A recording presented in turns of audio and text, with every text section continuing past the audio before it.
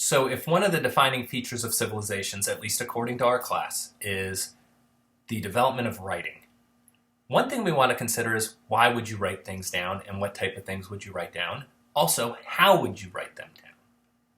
So for our purposes here in ancient Mesopotamia, thinking about the Sumerians and the Babylonians who come after them, the type of writing we're going to talk about is cuneiform. Cuneiform is something that is done on clay tablets. So what do Mesopotamians have a heck of a lot of in the desert? Dirt. They don't write on paper. They instead write on clay, which is actually something that's great for us because it takes clay a long time to degrade, to erode, to disappear. So almost all that we know about these folks, outside of different artifacts that we can dig up, comes from writings that were done on clay tablets. They use something that's called a reed stylus. Basically think of like a piece of bamboo that's cut with an angle on it to press into wet clay, and then they would either let it air dry or fire it in a kiln, which leaves, you can see here, different marks on it. So cuneiform takes its name from the stylus, from the reed that was used to make these shapes. Okay, so what type of alphabet do they have? Well, they don't have an alphabet. They have a pictographic form of writing. And what that means is that each symbol that they create corresponds specifically to one word. Now let's think about that for a second. That's great that you can write things down, but what are some problems with pictographic writing? Well, one, you got to be a pretty good artist. There's a lot of things in the world, which means that to be able to write everything down, you got to know how to represent them in a way that everybody else knows how to do that. So there's going to take lots of time and energy and training to do that. Eventually, people develop schools where this is all they learn to do, and people become scribes. This becomes an occupation. It's really hard to represent some things pictographically, so very complex things, of course, but also things that are ideas. It's easy enough to write, well, take a look here. You can probably see something in the bottom that looks like a piece of wheat, and that's what it is. Symbol for wheat, easy, talking about wheat. How do you record things like heaven, or belief, or theory? That becomes a lot more difficult.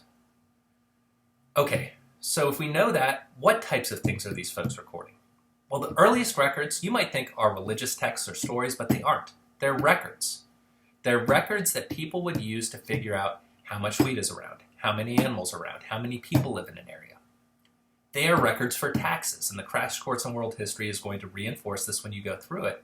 But taxes to figure out what can be taken from a civilization, what can be used to make it more solid. So cuneiform, a way to write these things down. Eventually you'll get things like the Epic of Gilgamesh and Hammurabi's law code written down with them. The other thing that becomes quite important to these folks is a system of counting. And this is really cool. This is my favorite part of the entire lecture. These folks can count to 60 on two hands. They develop what's called a sexagesimal number system. Get your minds out of the gutter.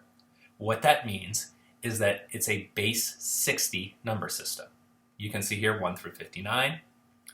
60 is a great number system. We use a base 10, but 60 is actually a base 12, which is way more easily divisible. 12 is divisible by 1, 2, 3, 4, 6, and 12, unlike 10, which is 1, 2, and 5.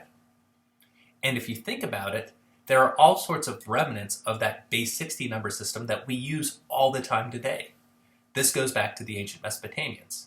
Things like how many seconds in a minute, how many minutes in an hour, how many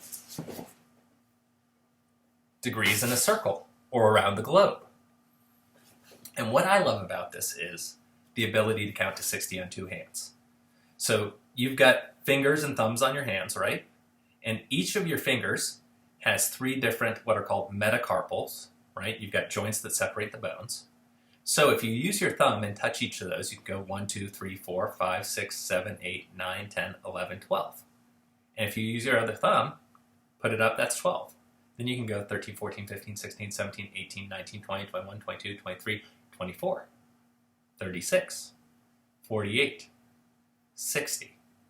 So two of the great advances of these folks, cuneiform, sexagesimal number system, which allow them to start making records.